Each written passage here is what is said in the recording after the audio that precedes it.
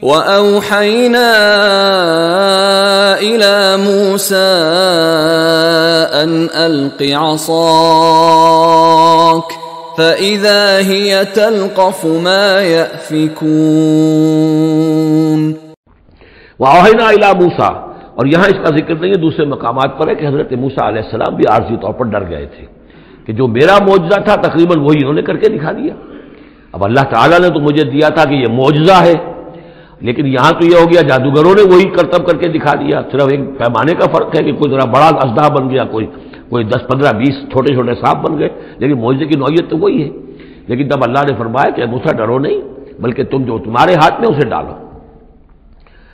وَأَوْحَيْنَا إِلَىٰ مُوسَىٰ أَنْ أَلْقِ عَصَاكَ، ہم نے وہی کی موسیٰ کو کہ ذرا ڈالو تو صحیح اپنا وہ عصا۔